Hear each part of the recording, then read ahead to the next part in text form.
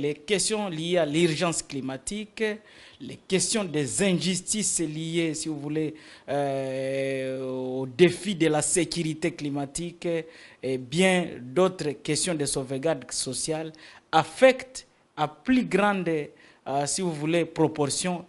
les femmes. Et si vous voyez, par exemple, toutes les questions là liées à toutes les discussions liées à la justice climatique, à la justice environnementale, notamment l'accès à la terre, la question, si vous voulez, la protection de la biodiversité, la question, si vous voulez, des investissements fonciers, ce sont des questions qui, actuellement, la première victime, c'est la femme, ce sont les jeunes. C'est pour cette raison. Comme vous le savez, actuellement, non seulement les débats au niveau de la convention, c'est-à-dire, si vous voulez, la conférence COP 28,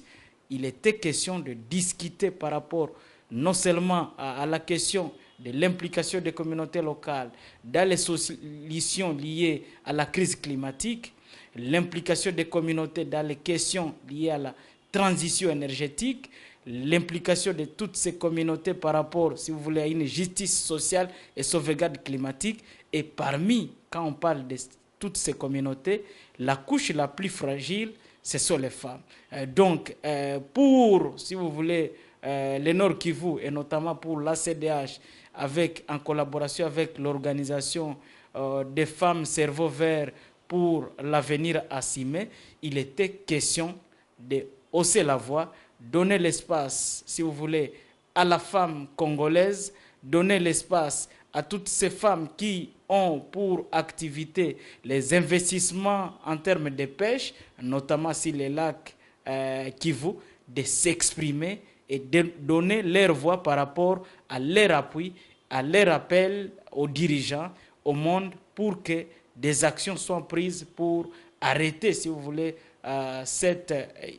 catastrophe climatique qui guette notre planète. Je pense que c'est vraiment, si vous voulez, l'expression même, l'expression, si vous voulez, de cette revanche, la revanche climatique, la revanche du sol sur le sous-sol, la revanche climatique sur les esprits d'exploitation ou de la dégradation, si vous voulez, environnementale. C'est cette, si vous voulez, résurrection de la voix féminine pour appeler et dire non à toutes ces initiatives qui visent à détruire l'environnement,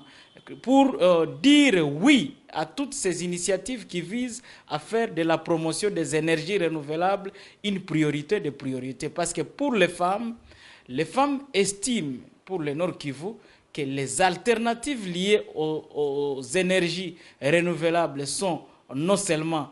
une opportunité pour la création des emplois, une opportunité pour révolutionner, si vous voulez, la dimension, si vous voulez, technologique, mais aussi une opportunité pour sauver notre planète et également, aussi par ricochet, une opportunité pour créer d'autres alternatives économiques pour les femmes, notamment par exemple pour les femmes qui faisaient par exemple la commercialisation des bois, la commercialisation par exemple des braises, avec les énergies renouvelables. Avec la ville de Goma qui a au moins plusieurs sources énergétiques avec, si vous voulez, un mix énergétique couplé avec les énergies solaires, avec les énergies, si vous voulez, avec l'hydroélectricité, avec Virunga, avec la SNEL. Donc, il y a des opportunités et pour la femme, il faut privilégier cette voie-là, la voie la plus, si vous voulez, sûre. Et je pense que pour nous, c'est vraiment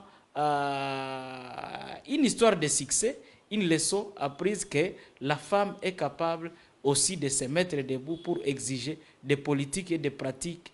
qui peuvent sauver donc la nature.